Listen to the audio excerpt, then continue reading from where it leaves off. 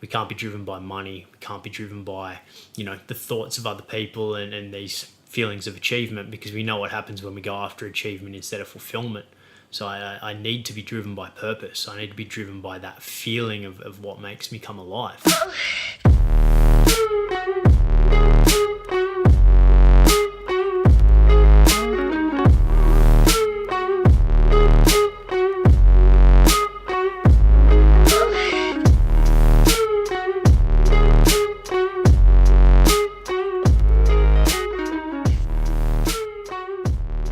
Well, actually, we'll kick it off with what we were talking about earlier, pre-show, is that this idea that human development, that who we are right now started with our youth development, but that in society, there's such a lack of focus on developing the youth and on making that an importance.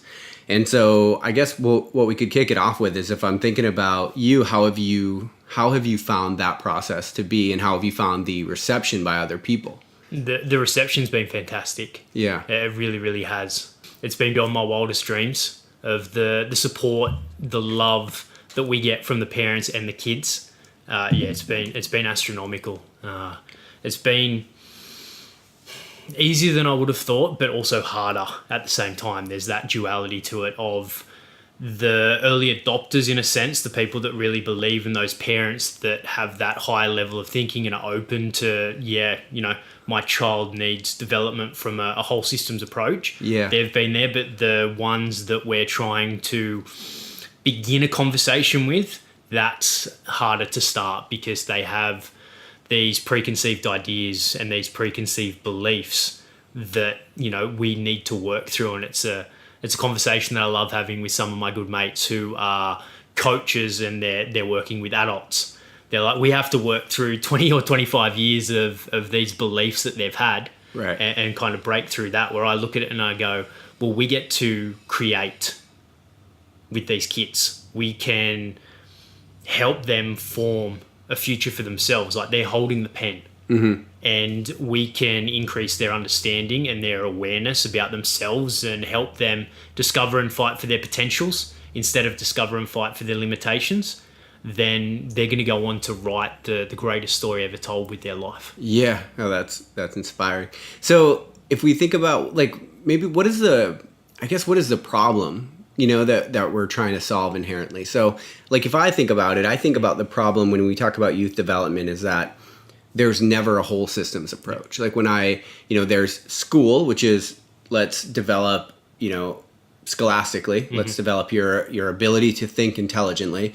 And then there might be sports, right? And then that's and then I think it's debatable whether athletic development is actually mm-hmm. quality athletic development, but there's rarely an integrated approach. And I think when you look at just our culture, both the US and Australia, we look at things as if they're separate, mm-hmm. So but I think that what you're hinting at is this idea that we should take youth and develop them, emotionally, mentally, physically, and all at the same time, because nothing is separate, because all of these things do sort of work off of each other.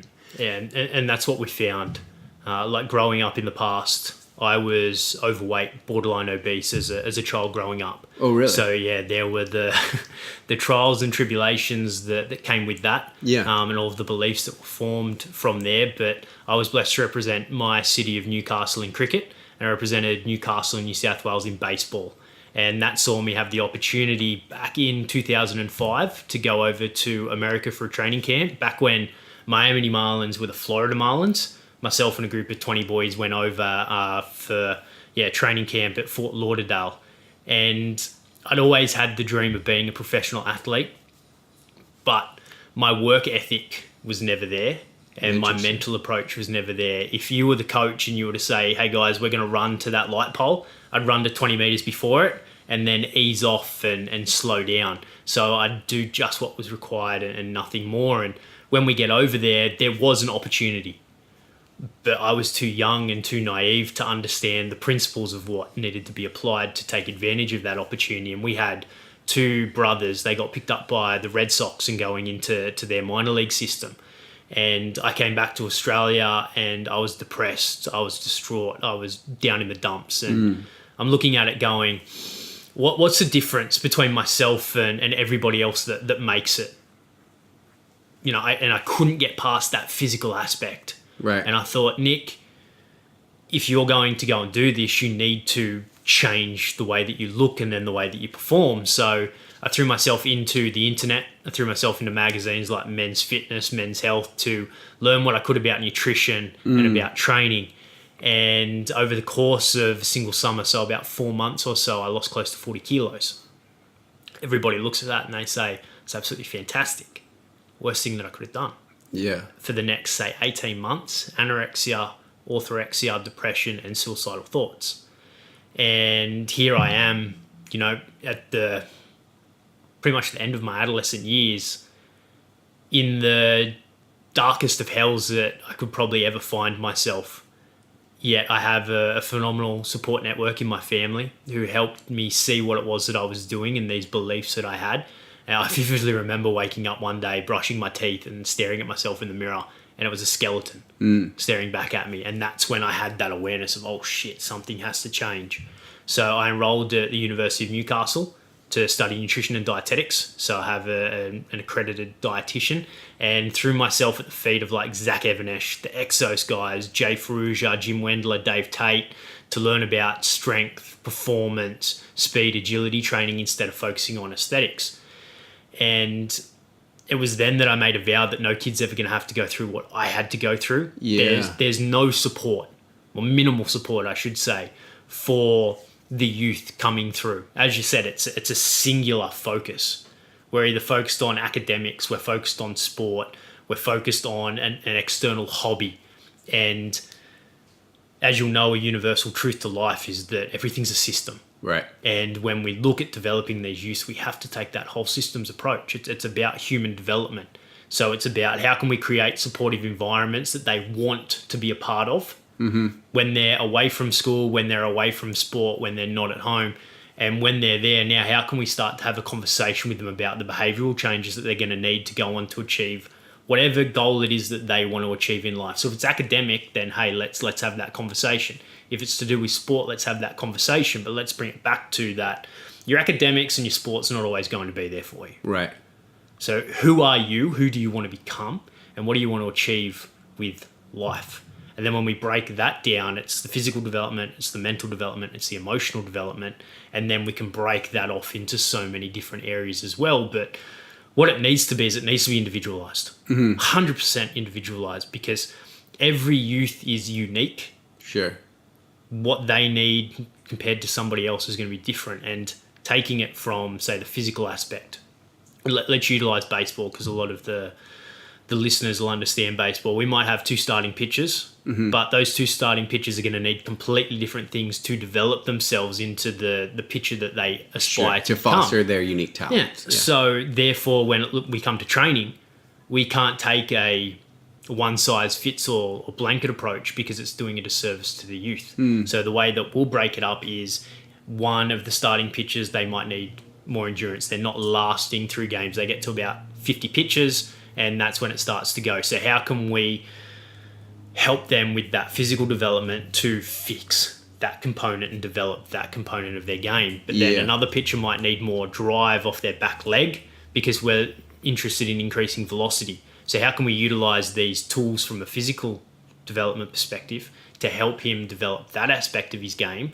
And then when we go into the mental, is it confidence? Is it belief? Is it self-awareness? Is it an understanding of things? Is it patience?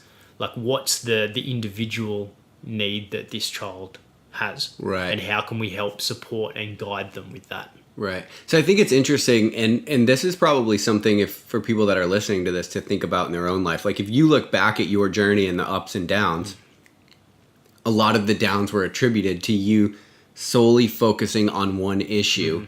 And because I think you get focused on one issue, i.e. like, I need to lose weight, you attack it incorrectly, right? Whereas if you look at the person as a whole and what you're trying to develop, like whether you're trying to develop yourself or somebody else, your kids, youth, people you coach, people you mentor, people in your life, like if you're trying to develop another person, if you look at it from that individualistic and I don't mean individual person, but I mean individual problem and not wholesome, then you have a propensity to attack it wrong because you don't realize that you're going to be hurting your emotional growth, your psychological growth by attacking your weight loss problem with anorexia, right? Because it would make sense if you weren't a whole system, then it would make sense in that point to attack it by any means necessary.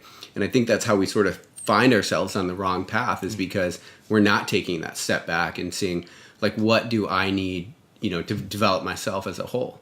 I think last year, one of the things that I haven't really talked about this a lot on air, but one of the things that really brought me out of a low place was I really divided my life into 3 buckets.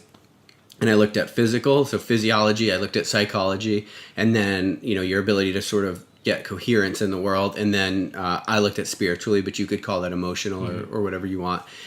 And I just thought if I put all of my time into those 3 areas, all of my resources available, like, who would I be a year from now? Well, it turns out that you're a much different, much better version of who you could be.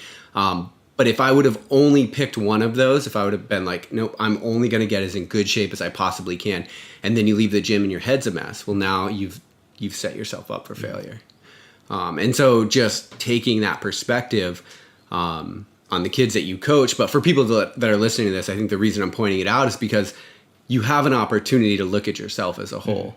And it could be that there's a chance that when things aren't going well in your life, it's because you are focusing on that problem as if that is the only problem, as if you're not a complex being with lots of different parts that you need to sort of try to maintain all at the same time. Yeah. One of the things that we really go into supporting and guiding the youth with is this concept of identity, because they become so focused on what they want and how they want other people to perceive them. Yep. So a lot of the conversations that we're having is that they're comparing themselves with others. And it's like, well, these goals that you're setting for yourself, are they goals that other people are setting for you, or are they what you really want? Because one of the worst places that you can find yourself is achieving what you thought you wanted and understanding that it's not the place that you want to be. Right. I have a memory. About 14 months ago, I was driving to headquarters, and I pulled over to the side of the road, and I had so much rage and emotion inside of me, and I treated my steering wheel like it was a boxing bag, because we'd gotten to a level where things didn't feel in alignment. As in, I was listening to all of these other people talk about what we should be going after with the business and what goals we should be setting. Found ourselves in that position, and it wasn't what I wanted. Yeah. So really helping the kids with that and be like, we're not going to focus on what it is that you want to achieve. We're going to focus on who it is that you want to become. Because if we can envision that person, and one of the first questions that we ask them is, you meet yourself in 12 months' time, who do you meet? What have you achieved in that time? Because we can now reverse engineer it, and we can have a look at what behaviors you can instill right now that forces you to become that person. Yeah. So if you have the goal, for instance, one of our girls, she competes tomorrow at Nationals for ice skating.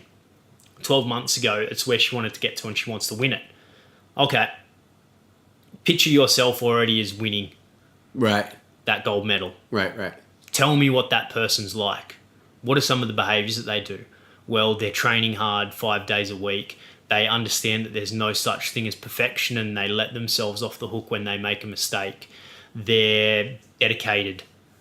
They have a mental practice of gratitude. Right. They have great relationships with their parents and with their friends, and, they attack their training. I'm like, okay, so what can you do right now in order to start forming those behaviors and having those beliefs? Because as you'll very well know, if we can be that person right now and we have the potential to do that, then with time we get stuck into focusing on the process. And in 4 or 5 months, those behaviors have become habits, and we are that person. Right. And we can't control the outcome, but we control what goes into it. Right. And, I think, just to an earlier point, if you're thinking about who you want to become in the future, like you hit on this point of comparison, and you should definitely guard yourself against trying to want to be somebody in the future as compared to somebody else instead of yourself. Theodore Roosevelt, not as relevant in Australian history, but in U.S. history, he had that quote, that comparison is the thief of joy, right? And it's because when you live your life based off the desire to want to get something only in comparison to other people or to the world, I think what you find is that you end up training for a sport that doesn't matter, right? You put all of your time in the wrong metrics. Whereas if you realize that the person you want to be in the future, like if you have an idea of that person and you start working on it, you're putting your time into who you actually are and not who the world would want you to be, right? And I think that is one of the things we have to guard ourselves when we look at our own development, and again, or when we look at youth development. It's like that propensity for us, it's really crazy because humans, Instagram, we have all of these things that make us want to compare ourselves to other people. And I think about it all the time. It's like, you and I were talking on the way over here that both of us have gone through the Strong Coach. And so we've inherently gotten to this point where we are no longer necessarily working from other people's metrics, right? We're very much in our businesses have become in line with who we are and what we really want for our lives. But if you fail to do that, even if you're successful in what you're trying to do, you'll find that you're miserable, which is sort of what you were alluding to there. And the girl that you mentioned that you're developing, if her goal was to do that, but it wasn't an intrinsic motivation, it wasn't because that's what she wanted for herself. She only wanted that because of the Instagram picture or the comparison to other people. I think you find that you're pretty far from the person you actually want to be. And so even if you're successful, you're kind of miserable. Yeah. And that's what I mean. Left to their own devices, that's the default. Yeah, it's the default mode that the youth take. Yeah. Because they are so heavily into social media. And, if we can support them and catch them when they're doing that and offer that conversation to be there for them, to help them increase that awareness and that understanding of what they're doing and help them see and discover, what the answer to it really is. Yeah. Then that's going to put them in such a better position. And when we have these conversations of these youths that we've been blessed to guide and support so far, come up to us and say, I don't want to be angry anymore. Like, I have so much good shit happening in my life right now. And I'm like, you're 15 and you're having that awareness now. Huge. And like, I've got the health of my family. I've got my own health. We're going on holidays to Hawaii in 2 months' time. Life is good. And I'm just like, bloody hell. Yeah. And then we have, other kids who are having relationship problems with their parents and helping them increase that perspective of placing themselves in the parents' shoes. Of saying, well, this is why they might be doing it. This is where they can be coming from, and helping them widen that perspective. Then they can understand it a heck of a lot better. And the thing that we find with the youth is that whatever's happening outside, they're going to bring to their academics, or they're going to bring to sport. So if we can offer that guidance and that support to help them through those things, then they're going to be so much better off for it. Yeah, because nothing exists in silos. That's, and that's, to bring the conversation full circle, like when we were starting, it's like you can't approach things separately because there's so much transcendence from one area in your life to the other. That's what you and I were talking about, how our business growth mirrored our personal growth, right? And that is how it happens as you grow as a human and become more in line with intrinsically who you really are and your actual identity, not identified by what's going on around you, but who you are. The rest of your life grows, in parallel to that. I think it's worth pointing out too, just for people that are listening, just the default human position to want to compare ourselves to other people. It's a compensatory survival mechanism. So like the way that we've always shaken out is with hierarchies. And so as a survival mechanism, the reason we compare ourselves to what's going on around us and to other people is because we want to be able to map the world out and know where we are. So it's a very psychologically ingrained thing that we do based on our survival, because if you know where everybody else is and you know where you are in comparison to everybody else, and you can keep yourself alive. The problem becomes when you let a survival mechanism run your life, then you are essentially handing over the keys to your fate, to your life, to evolutionary biology, right? To these things that have been hardwired in you. So it's like you have to recognize what your default position is and the default position of the people that you're coaching and working with if you ever want to be able to sort of overcome it in a lot of ways. That's what I've noticed in my own life, because we have all these really great survival mechanisms that rightfully so, right? They should be inherent in us to allow it. That's how we can evolve and how we're still here having this conversation. We didn't get wiped out millions of years ago. But that being said, if you are surviving, you cannot thrive, right? It's a different mode of being in the world. And so I think just for people that are listening to this, like if you find yourself constantly comparing, and it's a default that I even find myself falling into quite often, you have to realize that that's a survival mechanism, and that as long as you are doing that, you are going to be unable to author your future going forward, because you will not be able to thrive if you're focusing on surviving. And if you are comparing, if you are living in comparison, you are focusing on surviving. Yeah, it's that survival versus that creative mode. And one of the things that we've really discovered is that there's 15 or so commonalities that the youth have living in survival mode, and how we can shift that to creative. And one of the big ones, fear. And they play this game of what if. So internally they'll ask themselves a question, or what if I make a mistake? What if I'm not good enough? What if the coaches don't like me? And it's like, okay, you can focus on that and you're going to get what you focus on in life. Yeah. So why don't we just shift that conversation? Why don't we focus on all of the things that we do want, and understand that fear is a compass? Like, I think it was Da Vinci that said that I once stood at the cavern of a cave, the entrance of a cave, and there were two fleeting emotions inside of me. There was the excitement to understand what's inside of it, but the fear of the unknown as well. And understanding that what you're feeling right now, fear and excitement, physiologically, same thing. And if you move towards fear, it's going to be the thing that gets smaller as you move towards it, because you're going to see it for what it really is, and you're going to see that it's just a future event that you're making up in your head that isn't real. Yep. And to take it from, I forget who the gentleman was. He was on Barbell Business, but he explains fear as there's the rational fear and the irrational fear. Right. The rational fear is keeping you alive, yep. and the irrational fear is actually holding you back and stopping you from living. So how can we teach these youth to sit there and think about it and raise that awareness and go, okay, what I'm thinking, what I'm feeling right now, this fear, it's unjustified. And what I need to do is take the step, because then I'm going to see it for what it truly is. But I also need to know and understand that everything that I want is on the other side of fear. So the more that I can cultivate courage, because courage is a skill, then good. The more that I'm going to work towards what it is that I want in life. Yeah, that's good. I think, to just piggyback on that, the reason I think what you're doing is so important and why there needs to be so much more emphasis on it is because it's so serendipitous we're having this conversation, because I'm writing so much about it right now. But, when we're kids, we have this, and I've podcasted about this before, but we have this wonder, right? And we're like, we wonder what we will become. Like we wonder if we could be rock stars or professional athletes.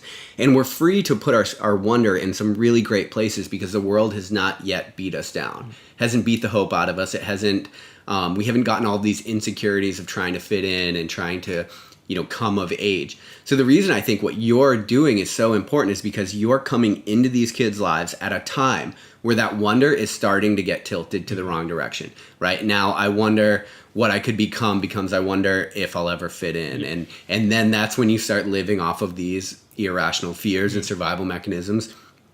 And, that's a hard thing, because you're trying to make your way in the world, and kids are pretty brutal. Like, high school can be a really brutal time, middle school, whatever, especially if you're not one of the popular kids. Like, just, hierarchies, like we talked about, they shake out. You're going to shake out somewhere in there. And if you don't shake out at the top, like, it could be a really rough time. Even if you do, really, it could be a pretty rough time. But the point being that you're coming in at a point where people need it, right? Because it's like, as that dial begins to turn, I don't know why I keep doing this with my hands because people can't see it, but as this dial begins to turn, the wonder becomes, increasingly more negative. You're almost like there to turn it back. Like, no. Your life's going to go a way different direction if you can just start putting your mindset in the right place right now. Yeah. And we love to say it's helping them fight for their potentials and not fight for their limitations, because they are shown their limitations so much. Yeah. And to help shift where their attention is and help them discover. And this is where the physical aspect comes in, because it's so simple for them to walk into, a gym, let's say, and they'll see a kid doing 5 pull-ups and they go, oh, I could never do that. And it's like, well, actually, just hold off, because you might surprise yourself. And in 3 weeks' time, they're nailing 5 pull-ups. And right. You can see in their eyes the roof come off. And they start to go, oh, God, I didn't think I could do that. So this growth-orientated mindset's starting to be developed. And you can start to see the ideas stick around. What else am I capable of? And then the conversation shifts to, I think I want to go and study this. Oh, that's interesting. Where did that come from? Because now they're thinking about different things. But one of the big concerns that we see is that they're having conversations of, I don't know what I want to do. Yeah. And they're 15. Yeah. And you sit there and you go, bloody hell, you don't have to know. Yeah. You just need to do what you're interested in. You're being told a story by parents, by society, by other people, that you have to know what it is that you want to do, and that you have to force yourself through this system of going to university or getting a job that's going to pay you well, because you've got to think about your future. Yeah. But you're a kid. I'm just thinking about myself right now as you're talking. It's like, have fun. Right. Like you don't have to know. You're going to throw yourself down a rabbit hole of something that you're interested in, and then that rabbit hole is going to break off into 4 different ones, and another interest is going to pop up. But we kind of get caught in this mode of indecision. Yeah. And there's an old fable, and I came across this from Derek Sivers, about a donkey called Burden's Ass. Have you ever heard of that before? No. So it's like a donkey, and he's stuck halfway between water and hay, and he's both thirsty and hungry. And he's sitting there with indecision, going, "Oh, do I drink the water? Do I drink the water, or do I eat the hay?" Like hunger, thirst. And then all of a sudden, he just kicks over because he couldn't make a decision. Uh-huh. And it's like, kids, if you don't make a decision right now, then 10 years are going to fly by, and you're going to be stuck in the exact same situation. So how can you make a decision of something that just interests you? Yeah. Something that's going to make you feel alive. Chase that. Because that's going to open up other avenues for you. Right. So really helping them understand that too, and break that stigma of, I've got to go to university, I've got to get a degree. Straight from there, I've got to go into the workforce and I'm going to work in the same job for the next 40 years. If that's what you want, perfect. Go for it and chase after it with everything that you have. But that's not the only answer. Yeah. So, okay, there's a lot to unpack there. I want to see if we can get to it. But one of the things you brought up at the very beginning, and this is what I think is potent about your approach, is that, there's intelligence, like learning, like saying you could do these 5 pull-ups, but then there's somatic intelligence, which is the embodiment of knowledge, which is when you know something intellectually, but then you also practice it, you embody that knowledge, and then you know it intrinsically, and the intelligence becomes somatic. So what's really important about approaching things mentally and physically is that knowledge of I can actually do anything that I've set my mind to or that I would want to do in this world becomes somatic. It's not something you read in a book, because you can listen to this podcast and I can tell you that you have all of the things that you need to go live the life that you actually want to live, but that intelligence isn't somatic and you don't actually believe it. You just intellectually know it. Yeah. And so when you actually act it out in the world, that it becomes ingrained in you, and then it actually becomes a belief system, and it becomes part of your identity and who you are, and then you're set to go forward. So I'm going to try to do this without rambling too much, but then that goes into the other thing that you brought up, which is sort of fulfilling your potential, right? I think one of the things that we screw up a lot in this life is the idea that potential is always there. So what I mean by that is, when you look at somebody and when we say, oh, he's got so much potential, we reserve that for the person that's not doing anything with their lives typically, right? The fact is that the object at rest stays at rest, right? They don't have so much potential. Potential needs a catalyst for action.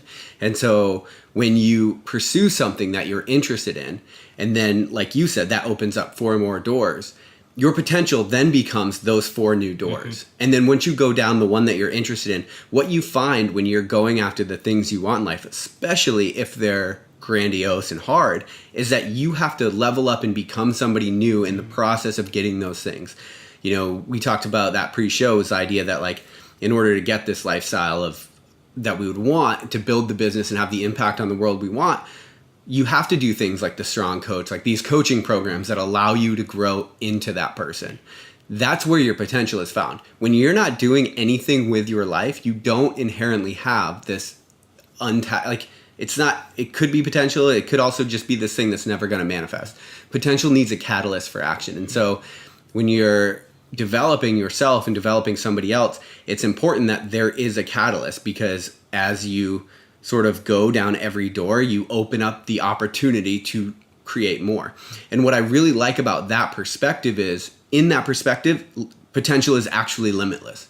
There's no end to it, because there's always a new door. There's always a new level.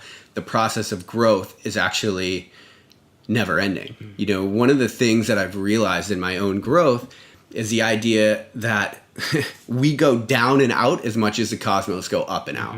There's no end in there, right? Like our potential to grow will continue to expand at the rate in which we continue to explore the world and push frontiers forward. So I think that's how I wanted to unpack that. And it's like there's 3 beliefs that we instill in every kid that we come across. The first is that their potential is nearly limitless, because with enough energy, focus, and time, nothing that they can't go on to do, because as you're very well aware, and as the listeners will be aware, it's all a skill set. Right. It's all a skill. And if I want to learn this, I can apply myself to it, put the attention there, and go on to learn it. I might not reach the heights of somebody who's naturally gifted, as in I'm never going to be able to play in the NBA. I'm not tall enough. Right. So I don't have that skill set, but there are other things that I can apply myself to and that I can learn. Then there's that any obstacle that we face in life, we can and we will overcome. With this grit, with this persistence, which is more important than intelligence, because the person that I never want to face is the person that's always going to get back up. Yeah. No matter what comes at them, they always get up. And as Ryan Holiday knows so well, and he wrote that book about it, the obstacle's the way. So I'm going to find a way through this, around it, or over it. Again, with enough time, enough attention, enough energy, it's going to pass. And then the third is that it's not about who they are today that matters most.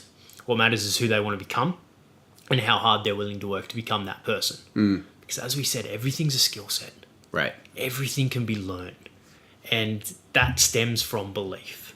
That stems from confidence. So these kids that may have had the belief and the confidence stripped away from them because they're comparing themselves to other people, because they're part of an environment that's only showing them their limitations. How can we be the catalyst that's going to help them rediscover that confidence? It's going to help them rediscover that belief.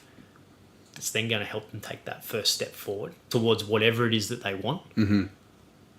It's beautiful. Like that's... It's so fulfilling. Yeah. It really, really is. Yeah. So I'm actually interested in your perspective on this then. So you mentioned like you couldn't go to play professional basketball. Like that's not your potential probably, right? So one of the things that has become increasingly in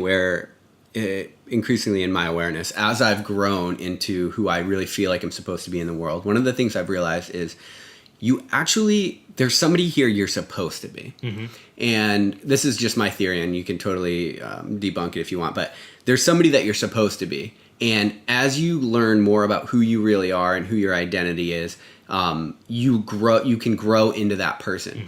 The idea that I could just be whatever I want is objectively false, because I couldn't go be an accountant right now. Like my soul would die. I would literally die inside. So I think about this idea, and I don't think it's a negative thing. People say like, oh, you can't be what you want to be. That's the opposite of what you should be saying. But what I'm saying is when you really figure out who you want to be, you realize that your potential is open in the areas that you're supposed to be going. And the ironic part is that once you figure that out, you want to become the person that you were supposed to be, because deep down, that is who you want to become.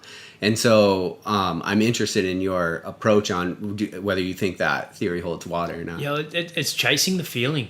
Yeah. Like it's what makes you come alive, because as you said, like we are here for a reason, and it's our job to discover what that really is. Yeah. But a lot of the times chasing that, fear comes up daily or weekly. Right. And it's our job to understand what that fear is and to move towards it.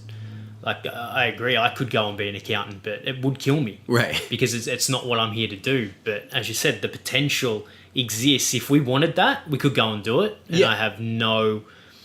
You could shove your life in any box and you want. we could be the best accountants in the world if it's what we wanted to apply ourselves to, but it's not going to help us feel alive. It's not going to help us with this feeling of love and of joy and make us want to adopt that Shoshin beginner's mindset of, I want to learn this skill, I've got to learn more about this, I've got to learn more about this. Because that's where the development comes from, and it's why it's so important and such an integral part that we help these kids understand that it's what they want to go after. But chase the feeling. Right. Because it's the feeling that you're after. I think that's what I was getting at. It's like what you want to be is the thing that makes you feel the most alive. And unfortunately, like, our society has been set up in a way that it doesn't foster that path. No. Right? I mean, the society needs, it's a machine, so it needs cogs in the machine. And I don't think that there's any inherent problem with wanting to go be an accountant or a cog in the machine, but I think if you are, you should go into it by your own volition, right? That should be the path you choose, and not the path that you feel obligated to take based on some standard that the world set, or that some programming that's been put into your subconscious, and there's a million reasons, or because you're operating out of this survival mode. And so when you're dealing with youth specifically, and I'm interested in this because as we were talking, I want to get my Clarity Academy into schools. Have you found the kids are receptive to this mindset shift? And what have you found that, because you are trying to go against a lot of societal standards for life in a lot of ways when you're doing this. So how has that been? The kids are very responsive to it. They're very open to it. The parents, on the other hand, it's a little bit harder. The parents are interested in it. Because they've already been shoved into that box, right? But when it comes to, we run workshops and masterclasses. So we run a mindset masterclass and a physical masterclass. A physical masterclass is all about how can we introduce these kids to proper movement patterns? How can we teach them the correct technique? Just sit down, stand up, picking a bag up off the ground, pushing themselves up off the ground, pull up. So those primal movement patterns, how can we teach them at a basic level, and then teach them the natural progressions to them as their skill set increases? Then the complexity is going to increase. So we might go from doing a bodyweight squat to a goblet squat to a double front rack squat to, how can we increase that complexity? But what the parents are interested in, what the kids are interested in, the physical's there, but it's all about the mental. But the kids are more responsive to the work than the parents are responsive to the work. And one of the harder things, and this is where I need to become better and where my development lies, is how can I take these complex ideologies and all of these things that we're discussing and break them down into simpler terms so that the kids can get it straight away. Right. That's one of the challenges, is that reading a book at the moment called In Over Our Heads by Robert Keegan, and the beginning of it breaks down that from a developmental aspect, from, thinking, there's 4 different stages of consciousness, 4 different stages of thinking. And the third stage is adolescence between the ages of, say, 11 and 18. And they can't integratively think like an adult. So they're going to look at something and not be able to break all of these, say, 10 ideas down to the one commonality. Yet we can, as adults, we can look at all of these different things and say, oh, that's what that means. That's the commonality between them. So really helping the kids with that. That's where, I now have to go. That's where the team has to go.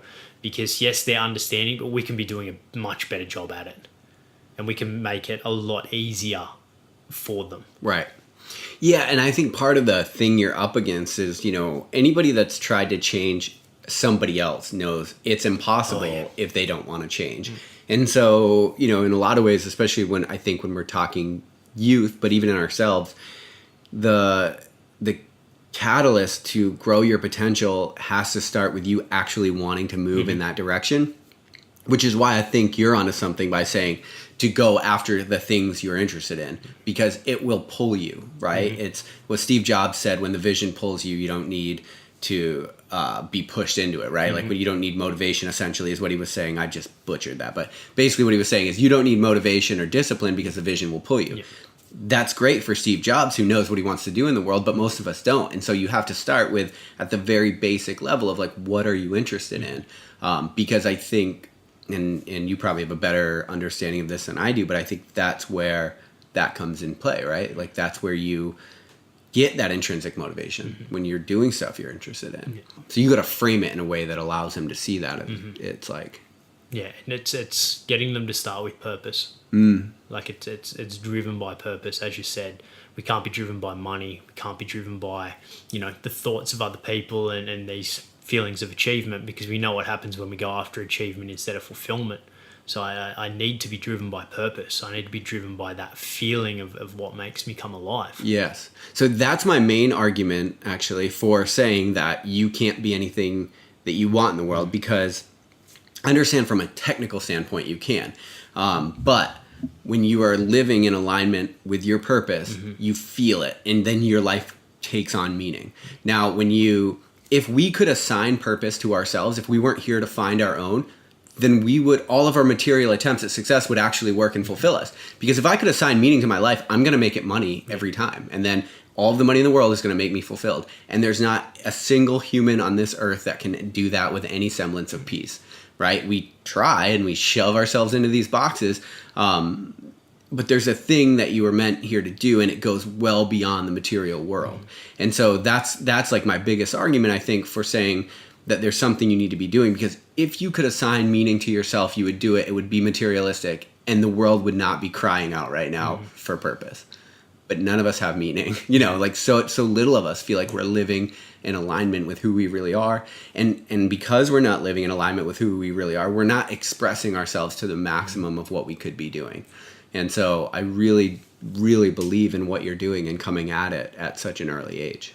No, thank you very much for that. And that's what I mean. It's, at its simplest terms, it's how can we create supportive environments that guide and empower the youth to their goals? Yeah. That's it. Because we are not necessarily products of our environments, but that is an integral component of how we develop ourselves. What we're around is what we're going to model, and we know that at such a young age, it's kind of like monkey see, monkey do. So if we've grown up in a certain environment, then our actions, our behaviors, our beliefs are going to be a reflection of that environment. So if we can create these different environments, as I said, that they want to be a part of, then that's where we get the buy-in. And now we can start having a conversation with them about, okay, who is it you want to go and become? What are these goals that you've set for yourself? And are they your goals, or are they the goals of other people? Because as we said, if they're the goals of other people, they're not right. Right. So what do you want? Right. Who is it that you want to become?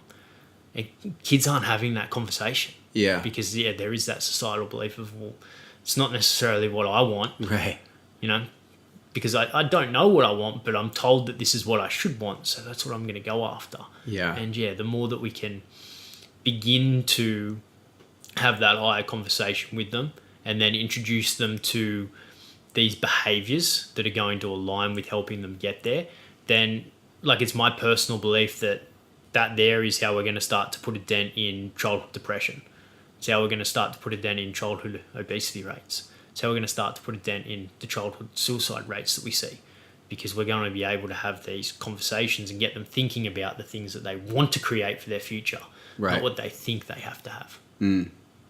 Yeah, I think that's super important. You know what I think it is I think that we as a society, we attach nobility to doing the hard thing. So what I mean by that is we attach, we think, okay, to do something great, you have to sacrifice, right? Rightfully so. That is true. We attach nobility to the idea that we have to sacrifice ourselves, right? For the greater good. And that's not true, in my opinion, because you don't have to sacrifice who you are. You have to sacrifice things. You need to sacrifice, first of all, your old thought processes and who you used to be. Yep. But not who you are intrinsically as a human. You don't have to, there's no nobility in taking a shit, in my opinion, in taking a job that you don't like simply because that's societal standard for what life should look like at that time that you're born, right? And I think to take it a step further, if you get past the point where you stop sacrificing yourself, like I said, to bring it full circle, you then become fully expressed in who you are, and then you're uniquely positioned to affect the world in a much greater way. You know, like if I were to go, like to bring it back, if I were to go be an accountant, I really could only have so much effect on the world. And I really believe I'd probably be marginal at that. I could put it in, I could do as good as I wanted to do, but I'm not going to affect the world the way I am as a coach and a writer and a speaker. Yeah. Do you know what I'm saying? And so you have to work within your unique genius, and you have to be careful not to let society make you think that you sacrificing what you really want is noble. Yeah. Because for the betterment of society, if you want to be fit for service, I really think you've got to live fully into who you are. Mm-hmm. Yeah, and that topic of self-sacrifice and just sacrifice in itself, it's a huge one that came up for me in Strong Coach. Yeah. Because I began to see all the areas that I was sacrificing myself for, and it was for feelings of nobility, of thinking that if I do that, then that makes me a better person. Yeah. But breaking up with that belief and burning away that belief has now helped me step into a more creative space where we've been able to support and guide these youths at a higher level. Right. And that's been absolutely brilliant, of understanding that I don't have to do it all myself, of understanding that, you know, I need to create a team around me. That there's a team of brilliant people out there who are now working together with us to go and affect greater change. So that's brilliant. Yeah. Helping the kids, as you said, helping them understand that they don't have to sacrifice their wants, their desires, their needs, because it's not living. Right. Well, and you're modeling your work when you do bring on a team, because you're working within your unique genius, and then there's people that are going to be inherently better at doing other things, right? And that's one of the things I found as an entrepreneur. Like, I can do all of the back end things of the business, not well, but I can do them. You know, like my unique genius is the content creation, and that's what I need to focus on. And so if you're really living, if you have ideals, I really do believe you need to live by them. And I'm sure that you found that coaching other people up to live by these ideals makes you want to embody them yourself more, which is a cool thing as a coach. But to bring it full circle, I think when you hire people and you bring people on, you know, you're working in your unique genius, you're expressing yourself how you should, and then conversely, like, you're just fostering that in other people. Yeah, it's the principle of self-awareness. Yeah. It's understanding who am I, what makes me come alive. Like, it's what we've discussed about. That's one of the core commonalities that we see with the youth. Of can we help them increase their understanding and their awareness about that? Well, that's not taught. In no place in life is self-awareness taught, right? I mean, and it's weird because if you look at, you know, success across all domains in life, no matter what your business is, what your job is, what your profession, what you do, emotional IQ is so important, you know, but we prize IQ. We prize the intelligence, and we don't think about the self-awareness and the emotional piece of that, when the reality is it's like probably more important than the intelligence piece. You know, we just don't have a way of quantifying it, and so we don't end up valuing it inherently. Well, it's one of the things, like, we seek acceptance from others more than we seek acceptance from ourselves. It's a huge thing that the youth are going after. And one of the scariest things that we found that, you know, they think that they can do is sit with themselves by themselves alone with their own thoughts. But again, that's where they need to go towards, because that's where they're going to start to understand themselves. They can have a real conversation with themselves about, who the hell am I? Right. Like that's where that begins. And as you said, nobody teaches that. Right. But that's why it's so important. Well, and you know what I've noticed is, what I think is super important about what you're doing too, is you're teaching these kids that they need to be silent for a minute, to sit with who they are, right? Not what they do, not who they're dating, not all of these things that we wrap our identity up, just in who they are. It's really interesting. I mean, that's like one of the key principles to Buddhism. Like, you know, Buddha literally means the silent one. So it's interesting because you think about that. We're in Western culture, we're so scared to just sit with ourselves and figure out, what do we really want and who do we really want to be. And the fact that we don't, it just further, it makes us claw and put ourselves in all these things around us. And what's really weird is we get to a point in life, a lot of people, where they have this, what society knows as an existential crisis. And the way that we handle that is, because of our materialistic worldview, is that we look outward. We try to change ourselves. We try to change our appearance. We try to buy a new car. We try to date somebody new. So our response to this very deeply inner problem is to project outward. And because of that, we find that we are less satisfied and we just end up further off the path, and it ends up not being right. And so, just to further, I think, probably just add credence to what you're doing, is like you're teaching them, no. When you have these inner problems, like when you're trying to figure it out, you need to go inner. You need to figure out how to sit with yourself. And I think by making that their default method, you're probably saving a lot of people from dyeing their hair and buying a Ferrari or whatever they can afford when they're, in their mid-30s, and dating somebody they can't bring home.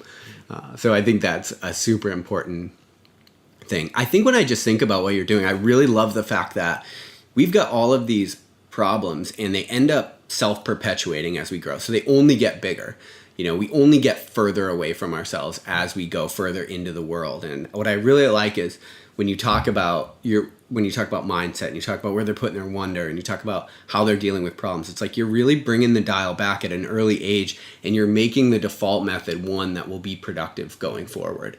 And so in a lot of ways, I think the people that you end up touching, I hope that your program grows, exponentially, because the more people you touch, the less people going forward are going to be really far from who they are, and a way less disconnected world will be the result. Yeah, and that's it.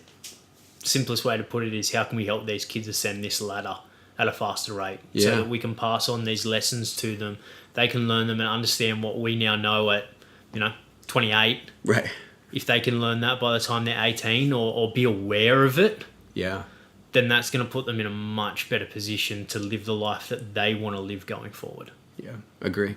Is there anything else that you think we should discuss? We really went full circle with this one. No, I think it's been beautiful, man. Perfect. Well, I appreciate you taking the time. Where can people find more about what you're doing and support and all that? So they can find what we're doing with the Youth Academy if they go to Instagram at the Youth Academy, or at our website, it's theyouthacademy.net.au. Then they can discover all about the whole systems approach that we take and what we do from the physical, the mental, and the emotional, and how we tie all that together.